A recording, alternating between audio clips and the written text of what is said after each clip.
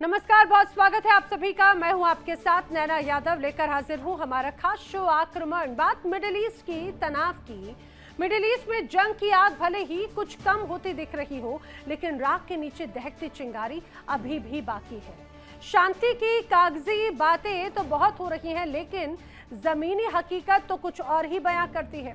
आपको तस्वीरें दिखाते हैं, वो 3 तस्वीरें जो इस वक्त दुनिया की बदलती बिसात की गवाही दे रही हैं। और ये हैं वो 3 तस्वीरें।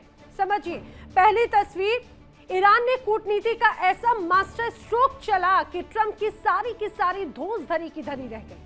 दुनिया के कई देश अब ईरान के साथ खड़े हैं और खुद को सुपर पावर कहने वाला अमेरिका दुनिया में तन्हा नजर आ रहा है। पुतिन की खुली हिमायत ने ईरान के हौसले इस कदर बुलंद कर दिए कि अमेरिका को अब कोई रास्ता सूझ ही नहीं रहा। अब जो दूसरी तस्वीर हम आपको दिखा रखी है, नाकेबंदी की हॉर्मुज़ की, और इसकी जंग का पैतरा ही बदल दिया। जो ट्रंप अपनी मिसाइलों और हथियारों के दम पर दुनिया को दहलाते थे, आज वही ईरान के सामने शांति वार्ता की गुहार लगाने के लिए पाकिस्तान और ओमान जैसे मुल्कों का दरवाजा खटखटा रहे हैं। यानी ईरान हर मोर्चे पर अमेरिका पर भारी पड़ रहा है। और अब जो तीसरी तस्वीर आपके सामने है, जैसे ही मिडिल ईस्ट के आसमान में मिसाइलों का शोर थोड़ा थमा, यूक्रेन में रूस ने तबाही का नया अध्याय लिख दिया। रूस ने ऐसी मिसाइल और ड्रोन्स की बारिश की कि हर तरफ कोहराम मच गया। तबाही का ये मंजर बताता है कि एक युद्ध की आग ठंडी हो रही है तो दूसरा महायुद्ध और भीषण होता जा रहा है। साफ है, दुनिया बारूद के ढेर पर बैठी है। शांति की तमाम कोशिशें हो रही हैं, लेकिन शांति परवान चढ़ने की बजाय हर पल भंग होती नजर आती है।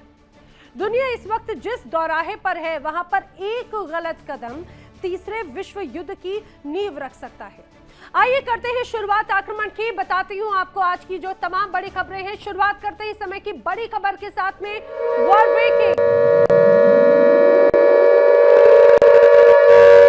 बड़ी खबर, शांति वार्ता के लिए यूएस को ईरान ने दिया है नया प्रस्ताव। जी हां, बड़ी खबर ये 3 चरणों वाला नया प्रस्ताव है। पहले चरण में लेबनान में हमले रोकने का प्रस्ताव है, दूसरे चरण में हॉर्मुज़ पर वार्ता की पेशकश है, तो तीसरे चरण में परमाणु मुद्दों पर बात होगी। अभी सिर्फ हॉर्मुज़ नाकेबंदी मुआवजे पर बात है, एटमी मुद्दे पर बाद में बातचीत हो सकती है।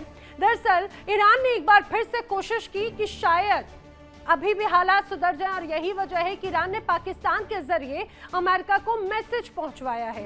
इस मैसेज में दरअसल प्रस्ताव है, वो प्रस्ताव जो शांति वार्ता के लिए अहम है, जो ईरान की इच्छाएं हैं, ईरान की शर्तें हैं। लेकिन क्या डोनाल्ड ट्रंप उसके लिए मानेंगे, वो बात अलग है। लेकिन कुल मिलाकर ये कि ये शांति प्रस्ताव कई मायनों में महत्वपूर्ण है और ईरान की तरफ से यूएस को भेजा गया ये प्रस्ताव बताया जा रहा है 3 चरणों में होगा। 3 अलग अलग चरणों में अलग अलग बातें हैं।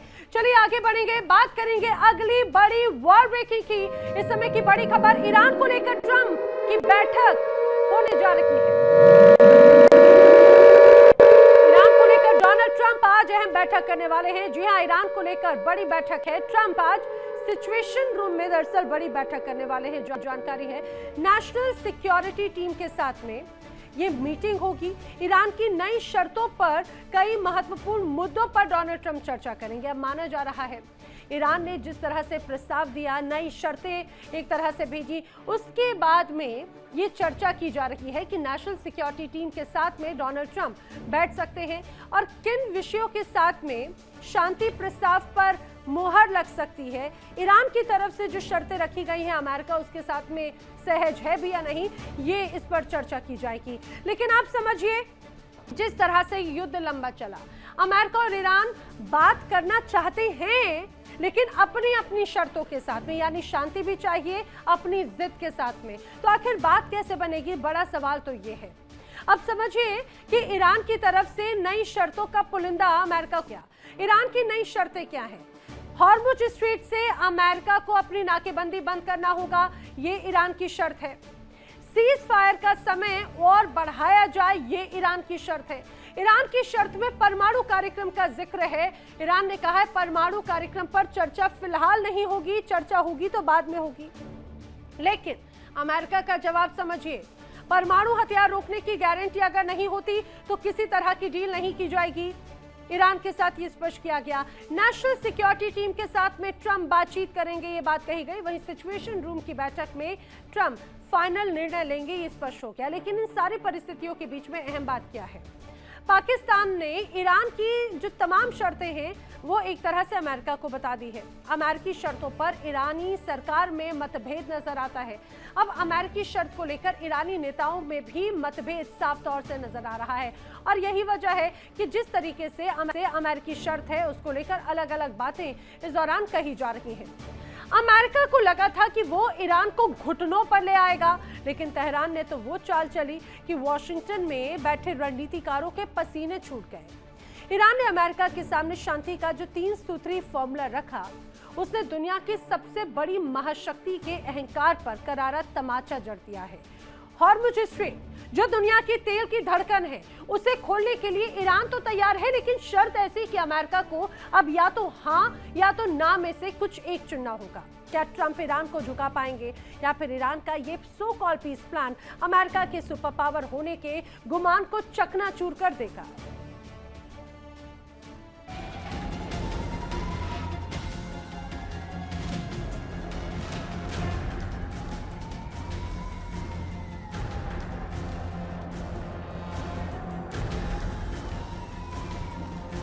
ईरान ने पाकिस्तान के कंधों पर बंदूक रखकर अमेरिका को जो संदेश दिया है वो किसी कूटनीतिक जीत से कम नहीं। तेहरान ने स्पष्ट कर दिया कि बातचीत अगर करनी है तो शर्तें हमारी होंगी। उन शर्तों का पहला चरण होगा युद्ध का तत्काल खात्मा।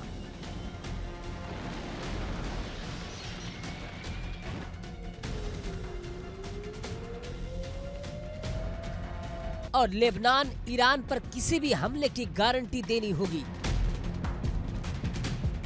दूसरे चरण में होर्मुज के प्रबंधन पर बातचीत होगी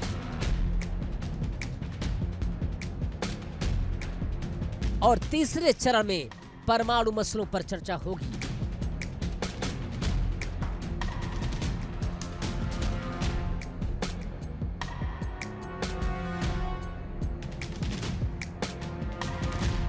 ईरान का ये फार्मूला कितना शातिर है ये देखिए। वो चाहता है कि पहले युद्ध रुके, फिर व्यापार की बात हो और परमाणु का मुद्दा फिर। वो सबसे आखिर में ईरान ने दिखा दिया है कि वो अपनी संप्रभुता से समझौता नहीं करेगा।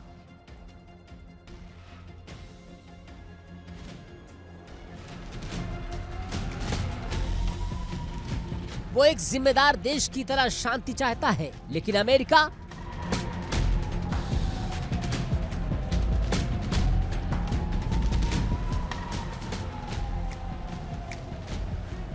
को तो दबाव की आदत सी लग गई है।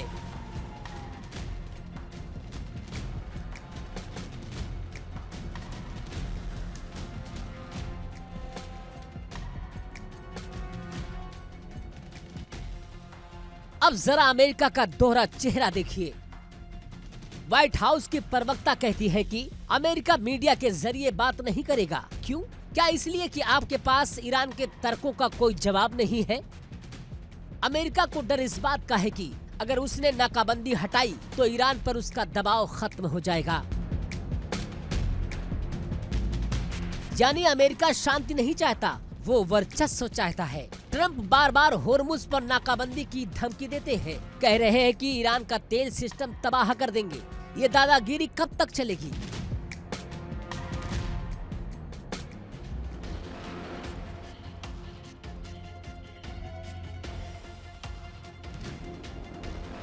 ईरान ने तो रास्ता खोल दिया है, अब गेंद अमेरिका के पाले में है। अगर शांति नहीं हुई तो याद रखिए, तेल के दाम आसमान छुएंगे और इसका खामियाजा खुद अमेरिकी जनता भुगतेगी। अब्बास अराक्ची, ईरान के इस कूटनीतिक सिपाही ने पिछले 48 घंटों में जो चालें चली हैं, वो काबिले तारीफ है। पाकिस्तान, ओमान और अब रूस। अराक्ची ने दिखा दिया कि ईरान अलग थलग नहीं है, वो पुतिन के दरबार में जा रहे हैं। जब अमेरिका अपनी हठधर्मी पर अड़ा है, तब ईरान दुनिया के बड़े खिलाड़ियों को एकजुट कर रहा है।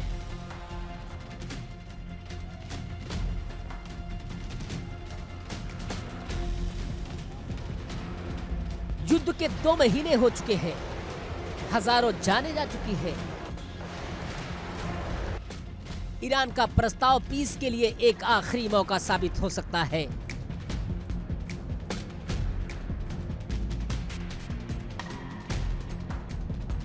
ईरान परमाणु रियायतों को फिलहाल टालकर सीधे आर्थिक राहत और शांति चाहता है।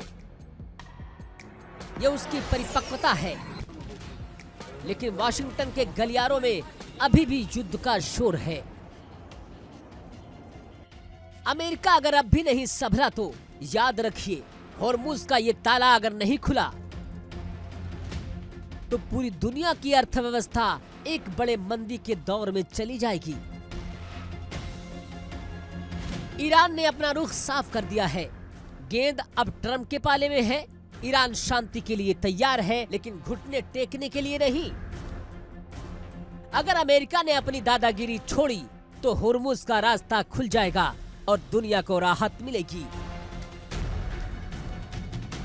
लेकिन अगर अमेरिका ने फिर से दबाव और धमकी की राजनीति अपनाई तो फिर याद रखिए, युद्ध का अंत कहां होगा ये बता पाना बेहद मुश्किल है।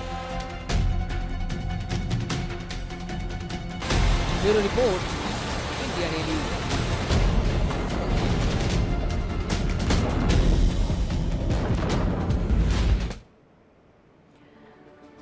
और आइए बात कर लेते हैं अगली बड़ी खबर की। अगली बड़ी वर्ल्ड ब्रेकिंग, अमेरिका और ईरान के बीच की डील से जुड़ी हुई।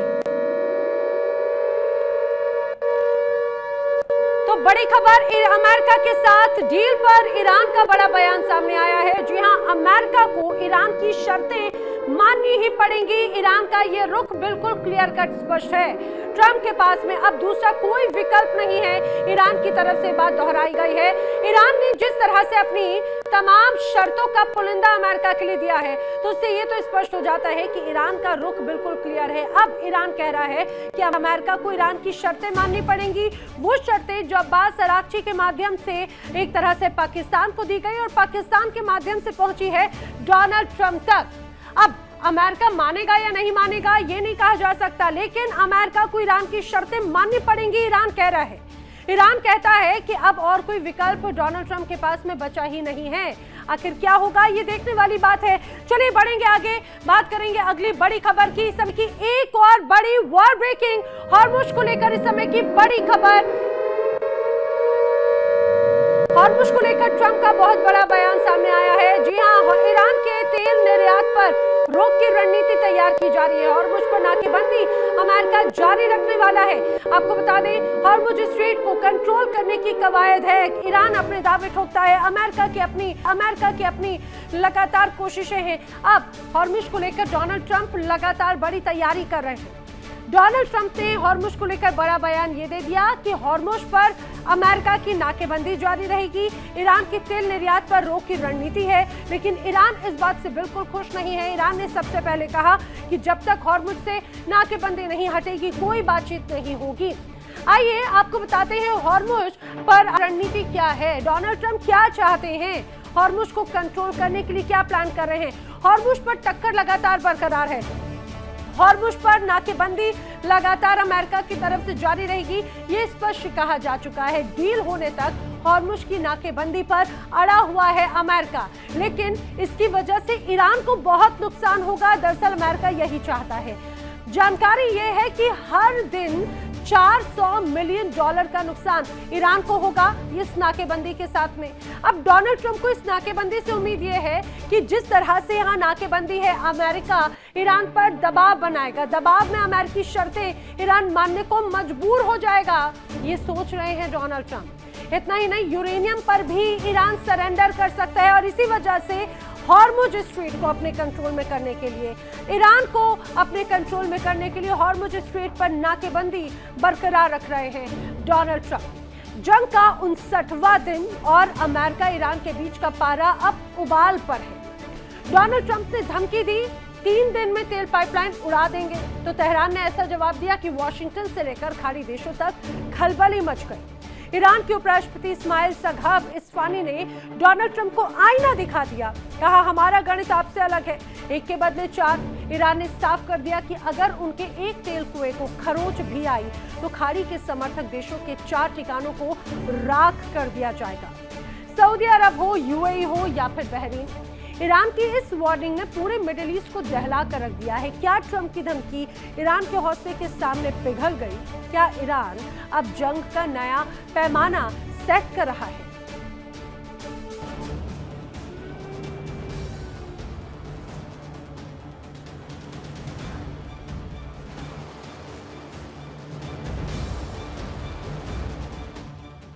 डोनाल्ड ट्रंप का लहजा वही पुराना है, धमकी और दादागिरी।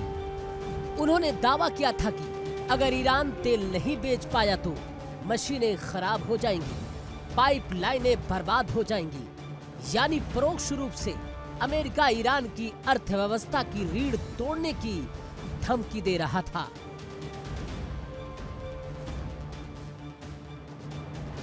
लेकिन अमेरिका शायद भूल गया कि ये 2026 है, कोई कमजोर देश नहीं, ये ईरान है।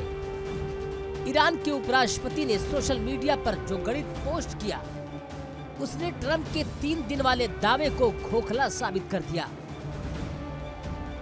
ईरान का संदेश साफ है, अगर तुम हमारे बुनियादी ढांचे पर हमला करोगे तो हम तुम्हारे सहयोगियों के ढांचे को 4 गुना ज्यादा नुकसान पहुंचाएंगे। ये सिर्फ चेतावनी नहीं, ये एक कूटनीतिक और सैन्य चुनौती है जिसे अमेरिका चाहकर भी नजरअंदाज नहीं कर सकता।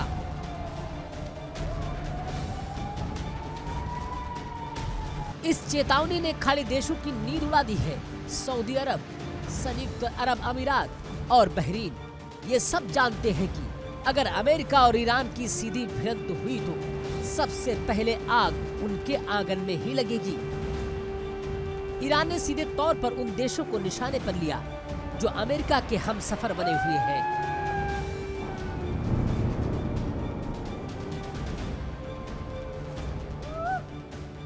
ईरान का तर्क अडिग है, जिसने अमेरिका का साथ दिया वो भुगतेगा। आज खाड़ी के राजाओं और शहजादों के महलों में सन्नाटा पसरा है, क्योंकि उन्हें पता है कि ईरान के पास वो मिसाइलें हैं जो पलक झपकते ही तेल की सप्लाई चेन को खाक में मिला सकती हैं।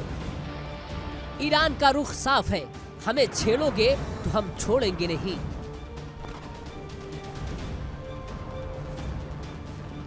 उधर इस कूटनीतिक जंग के बीच ईरान के विदेश मंत्री अब्बास अराक्ची का दौरा किसी ट्रंप कार्ड से कम नहीं है।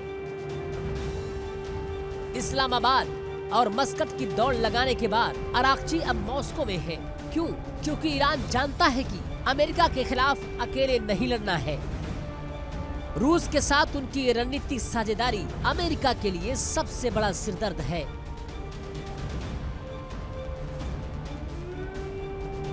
जंग को 59 दिन हो चुके हैं। अमेरिका को उम्मीद थी कि ईरान घुटनों पर आ जाएगा, लेकिन ईरान तो हर दिन और ज्यादा आक्रामक होता जा रहा है। डोनाल्ड ट्रंप की धमकियां ईरान की हिम्मत को तोड़ नहीं पाई, बल्कि उन्हें एक अजय योद्धा के रूप में उभरने का मौका दिया।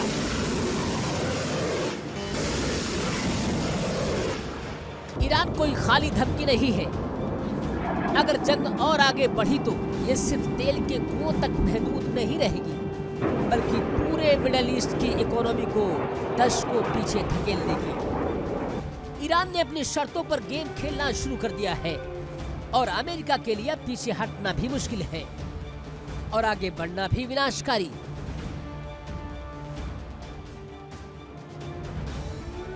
ईरान के तेवर बता रहे हैं कि वो अब डू या डाई के मूड में है।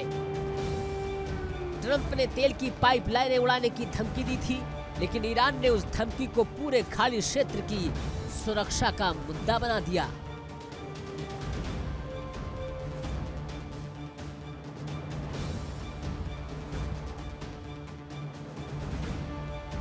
अमेरिका के सहयोगी देश अब असमंजस में है।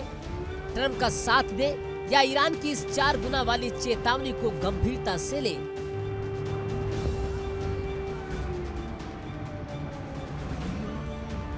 ईरान की ये फौलादी नीति बता रही है कि आने वाले दिन मिडल ईस्ट के लिए बेहद निर्णायक होने वाले हैं। युद्ध के 59वें दिन तस्वीर साफ है, ईरान ना झुका है ना झुकेगा।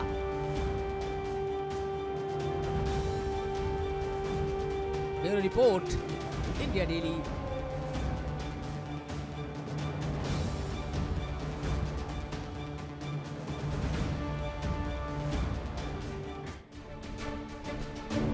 और आइए बात कर लेते हैं अगली बड़ी खबर की। ईरानी संसद स्पीकर गालिबाफ से जुड़ी हुई समय की बड़ी खबर।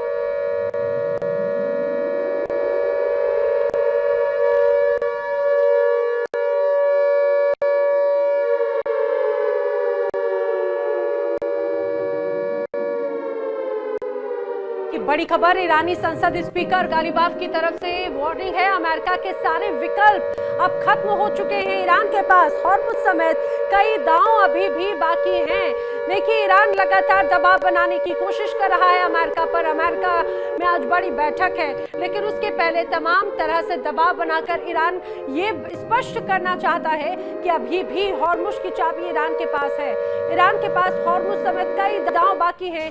ये ईरान के सांसद की तरफ से स्पष्ट किया गया। ईरानी संसद के स्पीकर हैं गालिबाफ, उनकी तरफ से ये बड़ी वार्निंग सीधे है। स्ट्रेट ऑफ हॉर्मुज़ ही नहीं, कई और ऐसे दाव हैं जो अभी ईरान की तरफ से चले नहीं गए। कई पत्ते खुलना बाकी हैं और ये बात अपने आप में अमेरिका की चिंता बढ़ाने के लिए काफी है।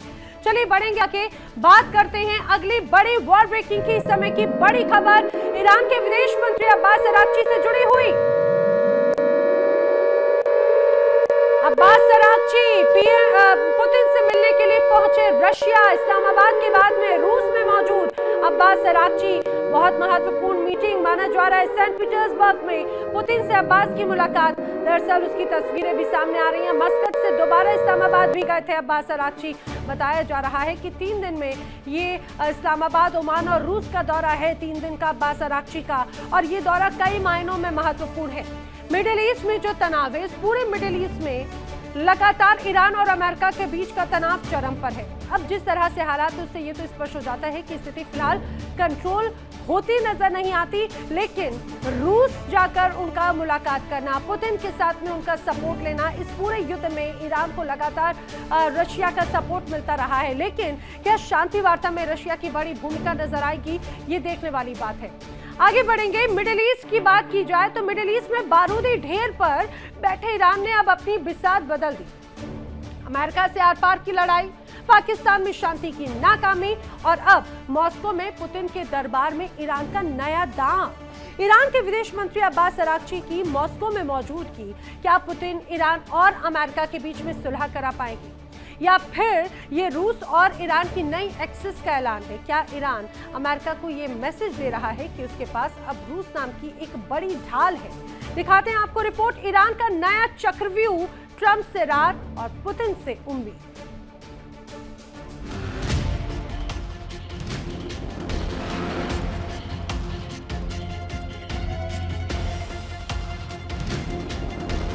अब्बास अरागची पिछले कुछ दिनों से कूटनीति के समंदर में गोते लगा रहे थे। ओमान से लेकर पाकिस्तान तक हर जगह माथा टेका। पाकिस्तान की सरजमीन पर ईरान ने शांति का राग लापा। मुल्ला मुनीर से गुपचुप तरीके से मुलाकातें की, लेकिन नतीजा सिफर निकला।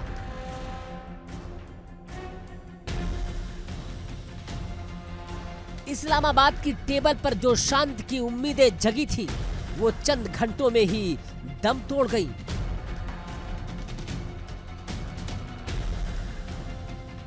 शांति वार्ता बेनतीजा रही और अमेरिका ईरान के बीच का तनाव कम होने के बजाय और भी गहरा गया।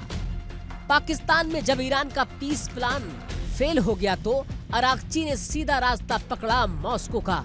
अब मॉस्को में क्या होने वाला है? ईरान रूस के राष्ट्रपति व्लादिमीर पुतिन के पास क्यों गया है? साफ है, ईरान अब और झुकने को तैयार नहीं है। मॉस्को में होने वाली ये बैठक सिर्फ एक कूटनीतिक मुलाकात नहीं है, ये अमेरिका के लिए खुली चुनौती भी है।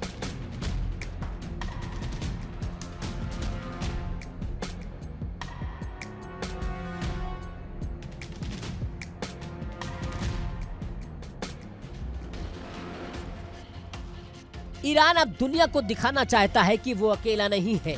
रूस के साथ रणनीतिक साझेदारी को और मजबूत करना ही ईरान की नई रेड लाइन है।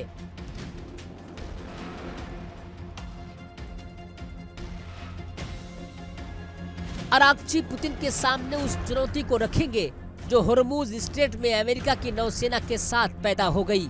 अगर अमेरिका ने अपनी नाकेबंदी नहीं हटाई तो मॉस्को की ये बैठक दुनिया की इकोनॉमी को हिलाकर रख देगी।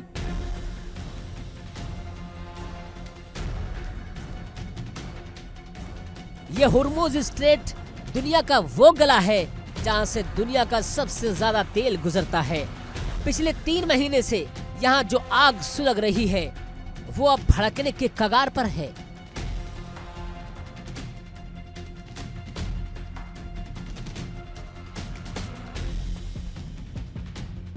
एक तरफ अमेरिकी नौसेना का दबाव, दूसरी तरफ ईरान का तेवर।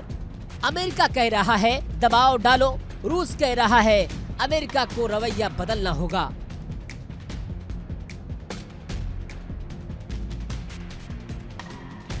वियना से लेकर मॉस्को तक रूस ने अमेरिका को आईना दिखा दिया है।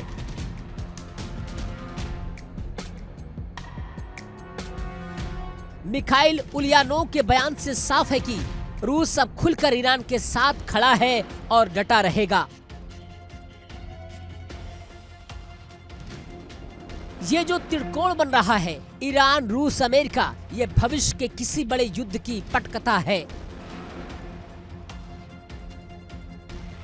ईरान के इस कदम के पीछे एक बड़ा नाम है डोनाल्ड ट्रंप। ईरान अच्छी तरह जानता है कि अमेरिका की नई या पुरानी पॉलिसी में उनके लिए जगह कम है, इसलिए उन्होंने दांव खेला है रूस पर। क्या पुतिन अमेरिका और ईरान के बीच मध्यस्थ बनेंगे या फिर पुतिन ईरान को और ज्यादा हथियार और कूटनीतिक कवच देंगे?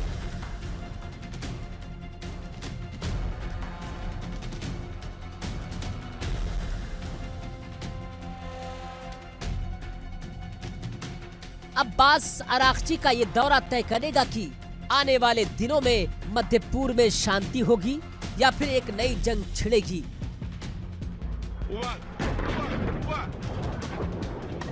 पाकिस्तान फेल हुआ, अब सबकी निगाहें क्रेमलिन पर हैं। तो क्या पुतिन वो चाबी है जिससे ईरान और अमेरिका के बीच का ये ताला खुलेगा या फिर मॉस्को में होने वाली ये मुलाकात आग में घी का काम करेगी? ईरान ने अपनी शर्तें रख दी हैं, अपनी रेड लाइन तय कर दी है। अब गेंद रूस और अमेरिका के पाले में है। एक तरफ कूटनीति की मेज सजी है तो दूसरी तरफ समंदर में जंग के बादल घिरे हैं।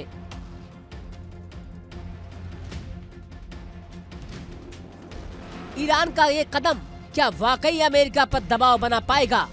ये देखना बेहद दिलचस्प होगा। Bureau report, India daily. और आइए बात कर लेते हैं आक्रमण की अगली बड़ी खबर की। इस समय की बड़ी खबर ट्रंप और ब्रिटिश पीएम से जुड़ी हुई वर्ल्ड ब्रेकिंग। तो इस समय की बड़ी खबर, ब्रिटिश पीएम स्टार्मर ने डोनाल्ड ट्रंप से फोन पर बातचीत की है। बड़ी खबर यह है कि ब्रिटिश पीएम स्टार्मर ने फोन पर बात करते हुए कहा है कि जहाजों की आवाजाही तुरंत शुरू की जाए जिस तरह से नाकेबंदी की गई है।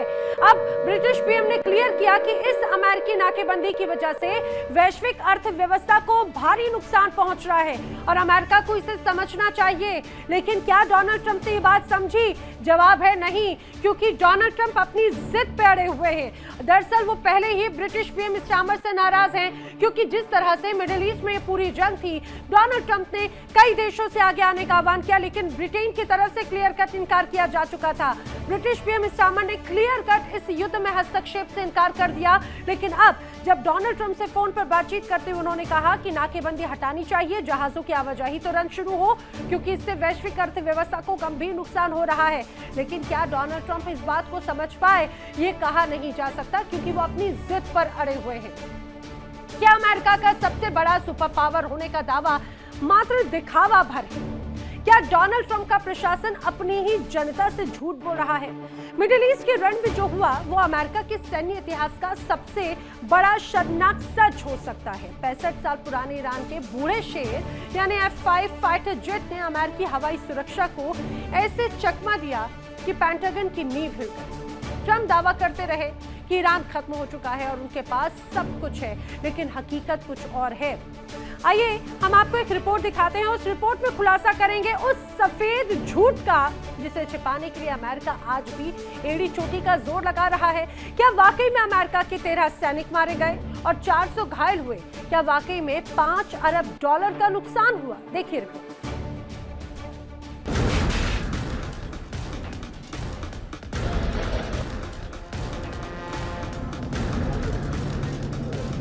ये कोई आम खबर नहीं है, ये अमेरिका के रक्षा तंत्र की विफलता की कहानी है। मीडिया रिपोर्ट्स ने वाशिंगटन की पोल खोल दी है। जिस F-5 लड़ाकू विमान को अमेरिका ने खुद दशकों पहले ईरान को दिया था, आज उसी विमान ने अमेरिकी सुरक्षा घेरे को भेद कर कुवैत में तबाही मचा दी है।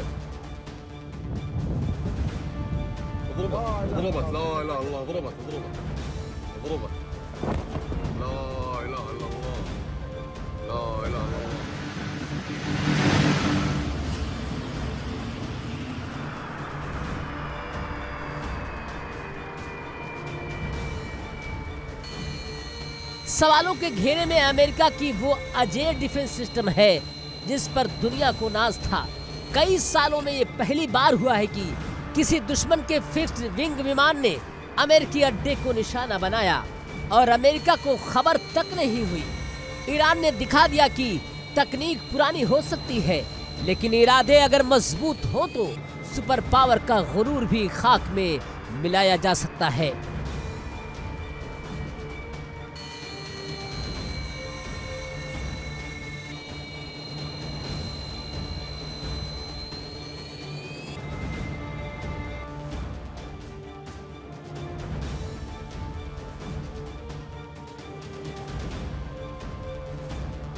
मीडिया रिपोर्ट और अमेरिकन इंटरप्राइज इंस्टीट्यूट के आंकड़ों के मुताबिक ये नुकसान मामूली नहीं था। ईरान ने सिर्फ कुवैत ही नहीं बल्कि सऊदी अरब और कतर में भी अमेरिकी ठिकानों को दहलाया और तबाही मचाया। AEI का दावा है कि ईरान ने 11 ठिकानों पर 100 से ज्यादा लक्ष्यों को हिट किया।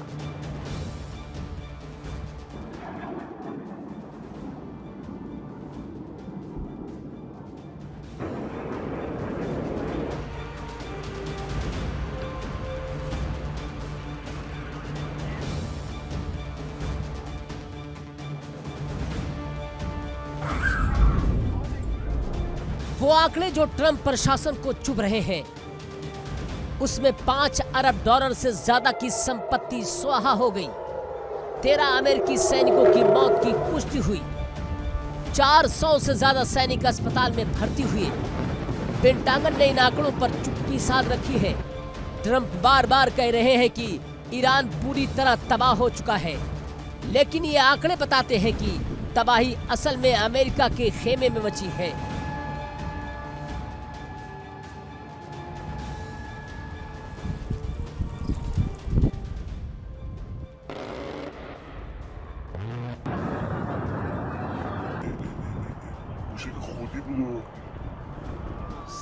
सच्चाई छिप नहीं रही बल्कि बाहर आ रही है। अमेरिकी कांग्रेस में अब अपने ही नेता सवाल उठा रहे हैं। रिपब्लिकन सांसदों का गुस्सा 7वें आसमान पर है।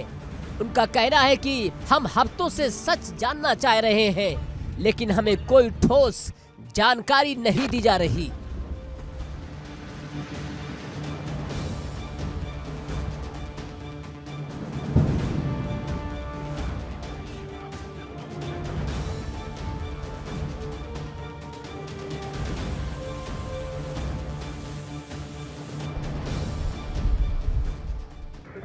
हैरानी की बात यह है कि एक तरफ अमेरिका अपना नुकसान छिपा रहा है तो दूसरी तरफ पेंटागन रिकॉर्ड तोड़ बजट की मांग कर रहा है।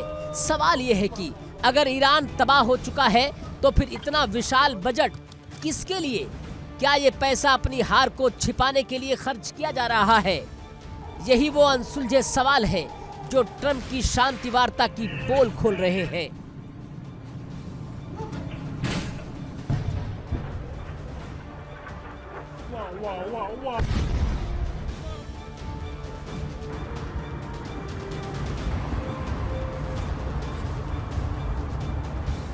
कहते हैं युद्ध के मैदान में पहला शिकार सच ही होता है।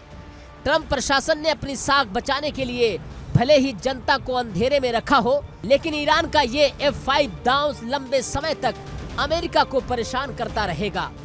आज अमेरिका भले ही मेज पर बैठकर शांति की बातें कर रहा हो, लेकिन पर्दे के पीछे जो नुकसान हुआ है उसने दुनिया को बता दिया है कि महाशक्ति का तिलिस्म अब टूट रहा है।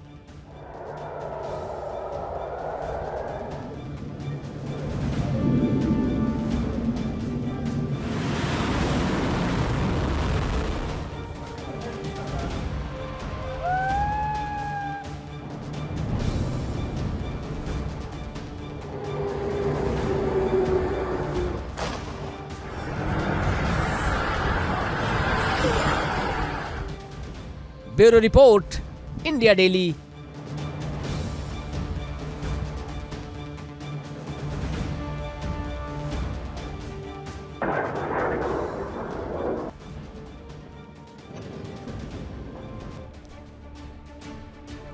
आइए अब आपको बताते हैं ईरान ने जंग के दौरान मध्य पूर्व में आखिर हमले कहां पर किए हैं, किस तरह से हालात रखे हैं, समझिए। दरअसल ईरान ने 7 मध्य पूर्वी देशों में हमलों को अंजाम दिया। जानकारी ये सामने आ रही है। उसके बाद में ये भी दावा किया जा रहा है कि 11 अमेरिकी बेसिस पर हमलों को अंजाम ईरान की तरफ से दिया गया।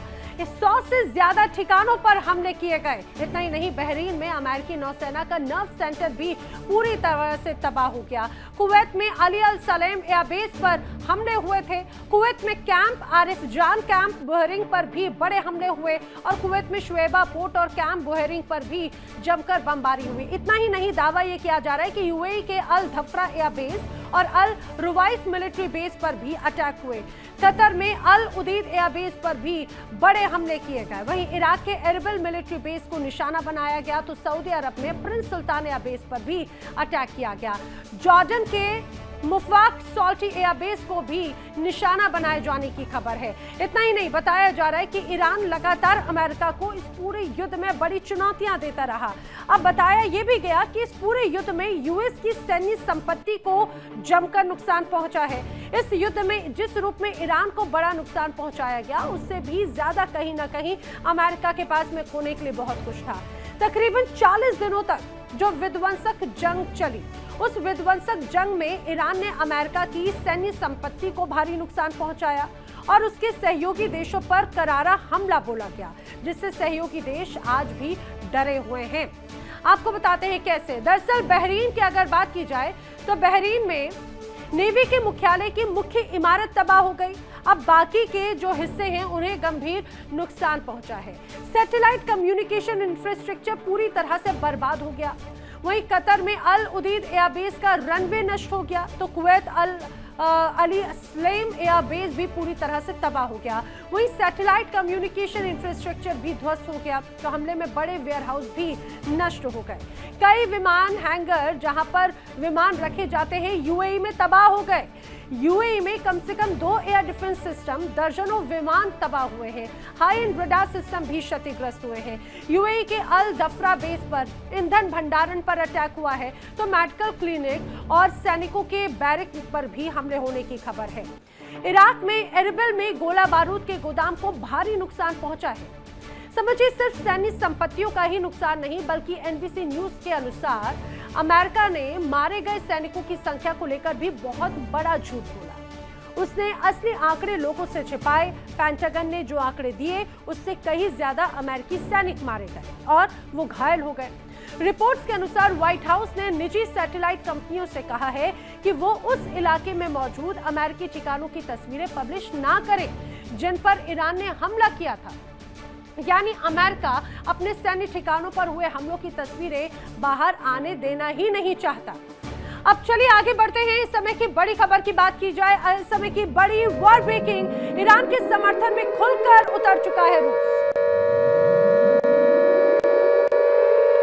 बड़ी खबर ये ईरान के समर्थन में रूस एक बार फिर से आ चुका है। जी हां, एक तरफ अब्बास अराक्ची जिस तरह से रूस दौरे पर हैं, व्लादिमीर पुतिन से मुलाकात करने के लिए पहुंचे। अब्बास अराक्ची से मिलने के बाद में पुतिन का पहला और बड़ा बयान आ चुका है। ईरान की सुरक्षा के लिए रूस सब कुछ करने को तैयार है, पुतिन कह रहे हैं। रूस ईरान अपने रणनीतिक संबंधों को जारी रखेंगे। ईरान अपनी संप्रभुता के लिए बहादुरी से लड़ रहा है। कठिन परीक्षा से ईरानी आवाम पार पा लेगी, ये बात भी व्लादिमीर पुतिन की तरफ से कही जा रही है। समझिए, ये बयान कई मायनों में महत्वपूर्ण है। रशिया और अमेरिका की अदावत पुरानी है। यूक्रेन युद्ध के जो घाव हैं, ईरान खासतौर से ईरान के साथ में खड़े होकर कहीं ना कहीं पुतिन उन घावों को और भी ज्यादा एक तो मलहम लगाने की कोशिश कर रहे हैं और अमेरिका को घाव देने की कोशिश कर रहे हैं, और यही वजह है कि उनका यह बयान कई मायनों में महत्वपूर्ण है। इसी बीच एक और बड़ी खबर, इजराइल पर हिजबुल्लाह के ताबड़तोड़ हमले जारी हैं। बड़ी वॉर ब्रेकिंग, बड़ी खबर, इजराइल और लेबनान में तनाव अभी भी देखने को मिल रहा है। हिजबुल्लाह के कई बड़े ठिकानों पर हमले किए गए हैं। जानकारी यह है कि एक बार फिर से इजराइल की तरफ से अब हिजबुल्लाह के कई इलाकों पर अटैक किए गए। ताबड़तोड़ हमले हुए हैं ड्रोन के जरिए। इजरायली सेना पर हमले की खबर सामने आ रही है। राहत दल पर ड्रोन के जरिए बम बरसाए गए। घायलों को निकालने के लिए इजरायली हेलीकॉप्टर्स भी पहुंचे हैं। इजरायल के धोखे का दरअसल जवाब दिया है हिजबुल्लाह ने, ऐसा हिजबुल्लाह की तरफ से दावा किया जा रहा है। इजरायल पर हिजबुल्लाह के हमले लगातार देखने को मिल रहे हैं। एक तरफ इजरायल ने लेबनान में कई जगहों पर जमकर तबाही मचाई थी, हिजबुल्लाह के कई बड़े ठिकानों को पूरी तरह से ध्वस्त कर दिया, तो अब बारी हिजबुल्लाह की जवाबी कार्रवाई की। जानकारी यह है कि हिजबुल्लाह ने इजरायल की सेना पर हमले कर दिए, राहत दल पर ड्रोन के जरिए बम बरसाए। घायलों को निकालने के लिए जब इजरायली हेलीकॉप्टर पहुंचे तो इस दौरान बड़ा हमला किया गया है। जंग के मैदान से एक ऐसी खबर सामने आई जो किसी भी फौजी के रोंगटे खड़े कर दे। दक्षिणी लेबनान की पहाड़ियों में इजरायली सेना के साथ जो हुआ उसे युद्ध नहीं धोखा कहा जाएगा। एक टैंक फंसा, रेस्क्यू करने टीम पहुंची और तभी हिजबुल्लाह ने आसमान से मौत बरसा दी। रेस्क्यू ऑपरेशन के दौरान ड्रोन अटैक हुए और ये कायरता है या फिर हिजबुल्लाह की नई टेरर टैक्टिक्स।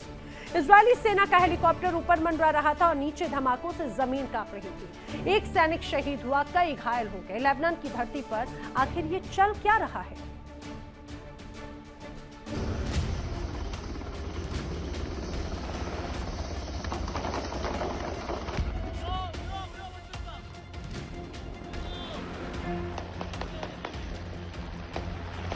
نابود کرد نابود کرد این داره خود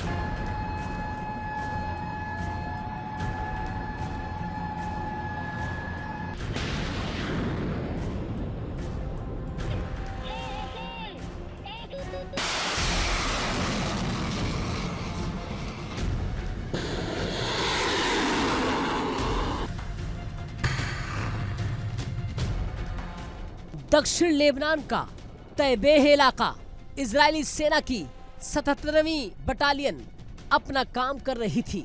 तभी अचानक एक टैंक तकनीकी खराबी के चलते बीच सड़क पर जाम हो गया। टैंक को ठीक करने के लिए सैनिक बाहर निकले। उन्हें पता नहीं था कि झाड़ियों में छिपी मौत उन्हें देख रही है।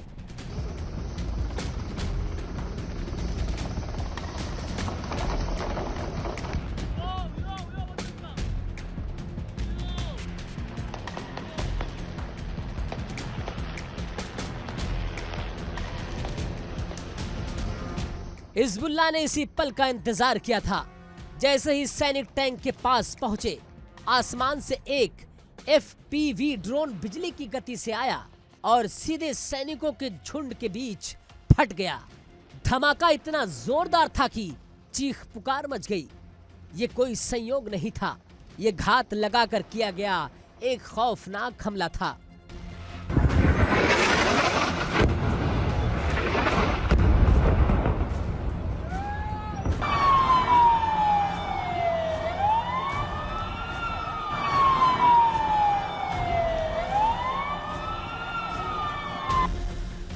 हमला हुआ तो इजरायली वायुसेना ने तत्काल अपने जाबाजों को निकालने के लिए हेलीकॉप्टर भेजा। रेस्क्यू ऑपरेशन शुरू हुआ। जख्मी सैनिकों को ले जाने की तैयारी चल रही थी, लेकिन हिजबुल्लाह की साजिश अभी खत्म नहीं हुई थी। रेस्क्यू के दौरान फिर एक ड्रोन दागा गया। इजरायली सैनिकों ने एक ड्रोन को तो हवा में ही उड़ा दिया।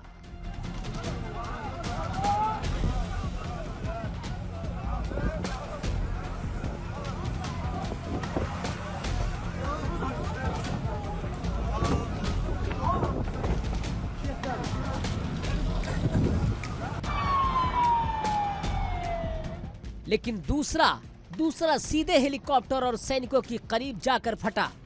सोचिए उस वक्त सैनिकों के दिलो दिमाग में क्या चल रहा होगा। ऊपर आसमान में मौत, नीचे चारों तरफ बारूद। इस डबल टैप हमले में एक सैनिक ने शहादत दी, जबकि एक अधिकारी समेत 4 जवान गंभीर रूप से घायल हो गए। लेबनान के आसमान में आज फिर खून की बारिश हुई।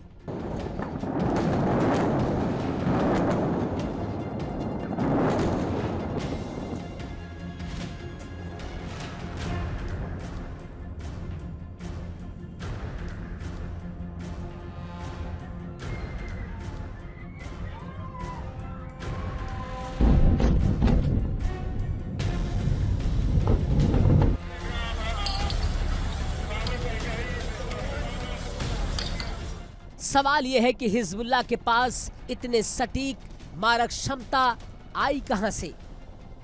जानकार बताते हैं कि हिजबुल्लाह अब ऐसे FPV ड्रोन्स का इस्तेमाल कर रहा है जो आम ड्रोन से बिल्कुल अलग है।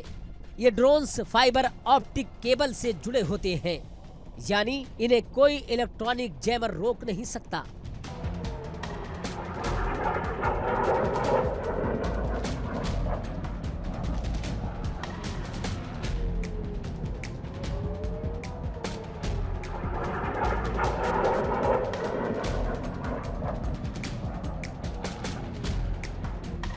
रडार इन्हें पकड़ नहीं पाता, जैमिंग इनका कुछ बिगाड़ नहीं सकती। ये सीधे ऑपरेटर के कंट्रोल में होते हैं, जो इन्हें एक सुई की नोक की तरह दुश्मन के दिल में उतार देता है।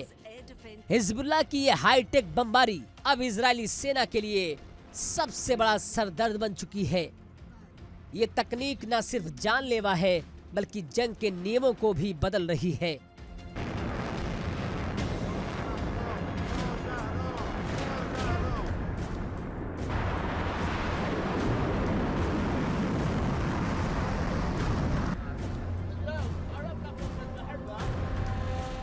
इजराइल और लेबनान के बीच संघर्ष विराम की बातें हो रही थी, लेकिन जमीनी हकीकत कुछ और है। हिजबुल्लाह ने इस हमले की जिम्मेदारी ली और इसे युद्ध विराम उल्लंघन का जवाब बताया। लेकिन क्या ये जवाब है या फिर जंग को और लंबा खींचने की एक कोशिश है? तैबे के उस मोड़ पर जो हुआ वो इस युद्ध की क्रूरता का नया अध्याय है।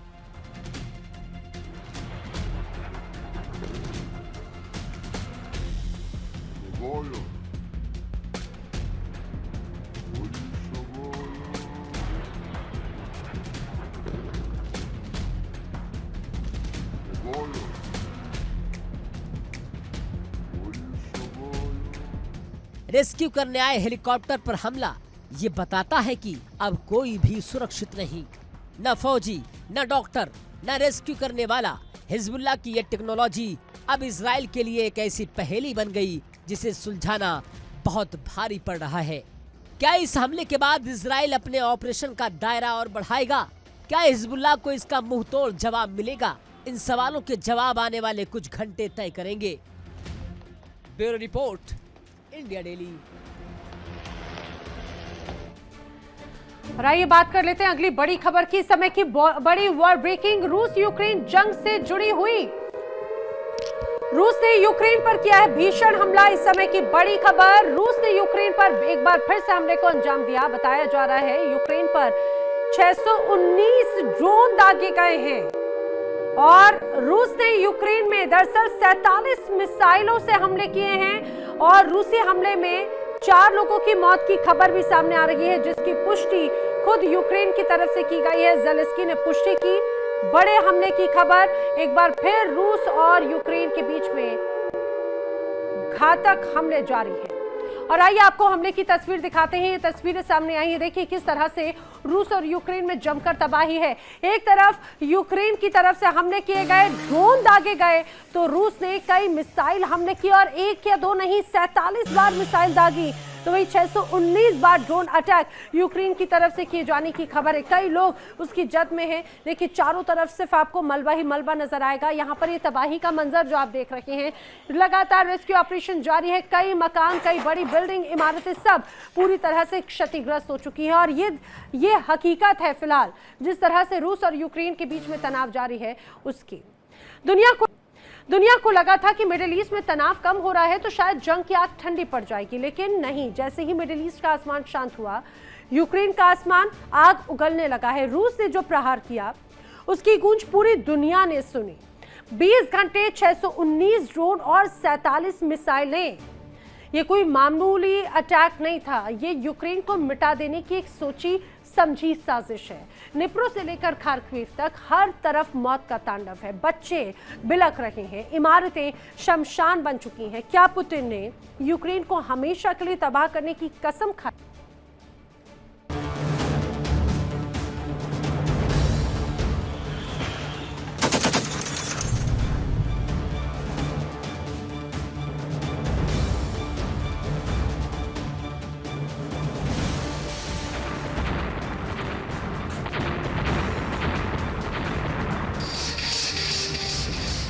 तारीख याद रखिएगा, निप्रो शहर जहां रात के अंधेरे में आसमान से मौत बरसी।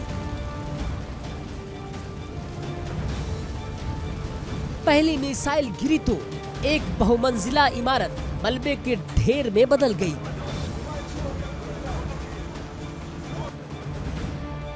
लोग अपनों को बचाने के लिए दौड़ पड़े। मलबे के नीचे दबे लोगों की चीखें गूंज रही थी। लेकिन तभी दूसरी स्ट्राइक।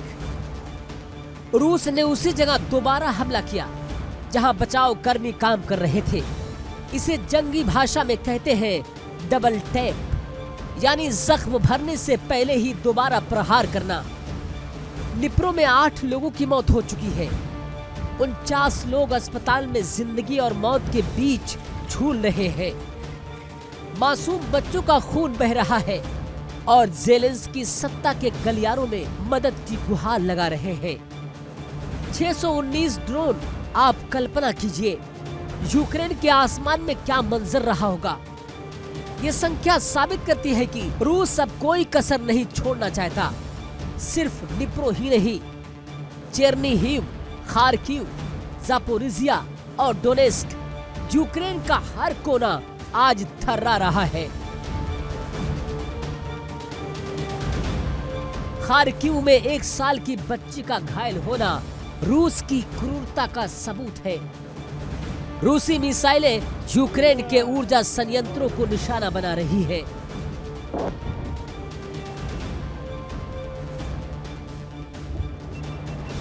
ताकि यूक्रेन की सर्दियों को नर्क बनाया जा सके। यूक्रेन ने बड़ी संख्या में ड्रोन मार गिराने का दावा किया तो, लेकिन जब 600 से ज्यादा ड्रोन उड़े तो हर एक को रोकना नामुमकिन है।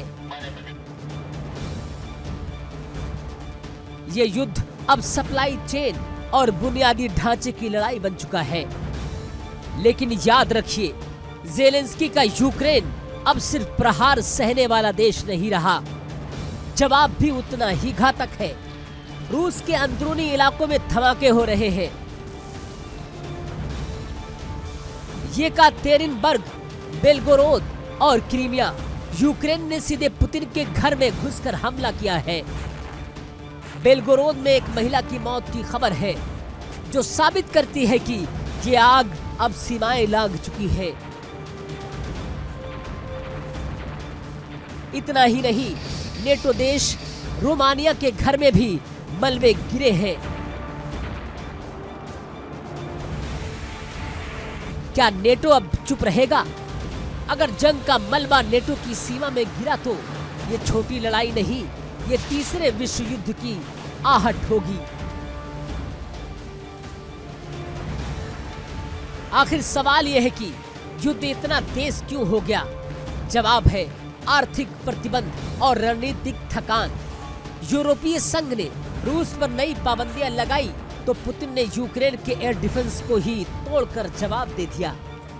रूस का लक्ष्य है यूक्रेन के संसाधनों को पूरी तरह थका देना। उधर यूक्रेन की मांग है कि उन्हें और एयर डिफेंस सिस्टम चाहिए है। ये जंग अब साधन और संसाधन की हो गई है। मिसाइल और ड्रोन की ये बारिश साफ कर रही है कि पुतिन अब किसी भी कीमत पर रुकने के मूड में नहीं है। निप्रो के मलबे से उठते धुएं ने साफ कर दिया है कि यह युद्ध किसी अंजाम तक पहुंचने वाला नहीं, बल्कि और भीषण होने वाला है। मिडिल ईस्ट में बमबारी रुकी तो यूक्रेन में कत्लेआम शुरू हो गया। क्या ये महज एक इत्तेफाक है या फिर दुनिया भर की ताकतों ने यूक्रेन को एक प्रयोगशाला बना दिया?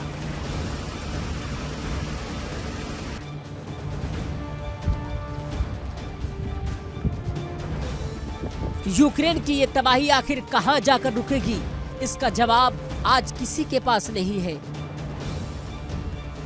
बस इतना तय है कि यूक्रेन का हर एक दिन अब पिछले दिन से ज्यादा खतरनाक होता जा रहा है।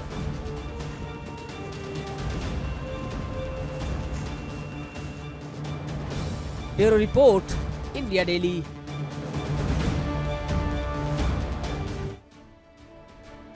और आइए बढ़ते हैं आगे, बात करते हैं अगली बड़ी खबर की। रूस से इस समय की बड़ी खबर, नाटो पर करारा अटैक रूस का। बड़ी खबर ये कि यूक्रेन को मोहरे की तरह इस्तेमाल कर रहा है यूरोप, ये रूस का कहना है। रूस यूरेशियाई महाद्वीप का एक बहुत अहम हिस्सा है। यूरोप के लिए रूस बिल्कुल भी खतरा नहीं है। रूस को एक बाहरी दुश्मन की तरह मात्र पेश किया जा रहा है। रूस क्रेमलिन के प्रवक्ता दिमित्री पेस्कोव की तरफ से ये बड़ा बयान सामने आया है और उनकी तरफ से कहा गया कि जिस रूप में नाटो लगातार यूक्रेन को मोहरे की तरह इस्तेमाल कर रहा है, उसका खामियाजा पूरे हिस्से को भुगतना पड़ रहा है। रूस यूरेशियाई महाद्वीप का एक बड़ा हिस्सा है। यूरोप के लिए रूस बिल्कुल भी खतरा नहीं है। एक बार फिर से उस बात को गई है। आक्रमण में फिलहाल इतना ही, लेकिन देश दुनिया की तमाम खबरें इंडिया डेली पर आगे भी जारी है। इंडिया डेली अब आपके स्मार्ट टीवी पर भी मौजूद है। अब आप लाइव देख सकते हैं इन सभी प्लेटफॉर्म्स पर। देखिए इंडिया डेली 24/7 अब आपके स्मार्ट टीवी पर। इंडिया डेली मौजूद है सभी डिजिटल प्लेटफॉर्म पर लाइव और लगातार। इंडिया डेली 24/7 हर दिन राष्ट्र को समर्पित।